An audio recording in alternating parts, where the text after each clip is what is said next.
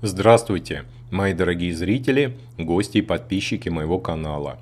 В этом ролике я дам вам 6 полезных рекомендаций по выращиванию виноградных саженцев в домашних условиях. Эти рекомендации помогут вам своими руками вырастить сильные саженцы винограда с хорошей корневой системой, которые легко приживутся при посадке в грунт весной.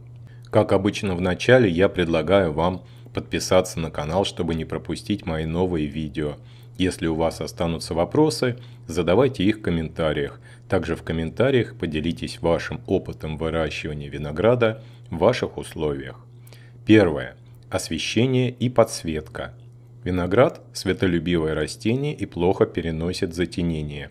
Это касается и укорененных саженцев винограда.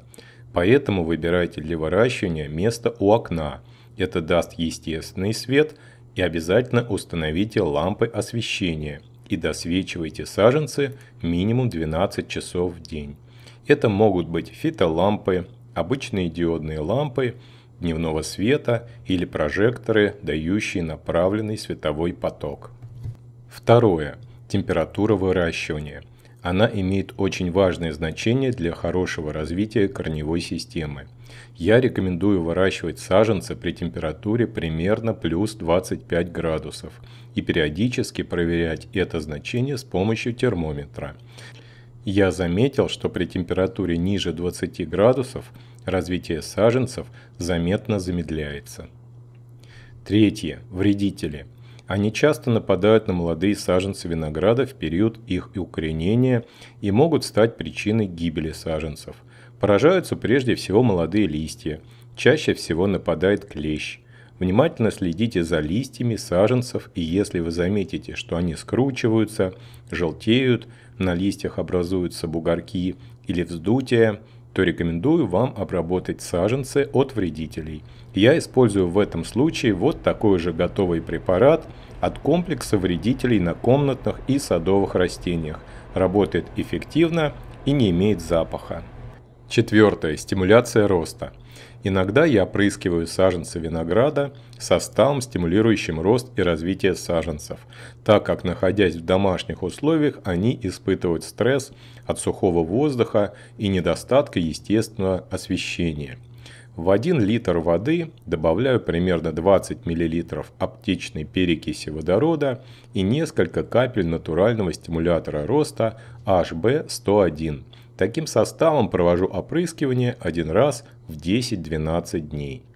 Пятое. Подкормка. Если вы изначально уверены в хорошем качестве грунта, в котором растут саженцы, то подкормки им не нужны. Но если вы заметили, что они развиваются медленно, листья бледные или с желтой каймой, корни растут плохо, то есть смысл дать небольшое количество основных питательных веществ вместе с поливом. Это может быть обычное комплексное водорастворимое удобрение с микроэлементами. На 1 литр воды я обычно добавляю половину чайной ложечки такого удобрения. Подкормку провожу нечасто, 1 раз в 2 или 3 недели, в зависимости от роста и силы растений. Шестое. Полив растений.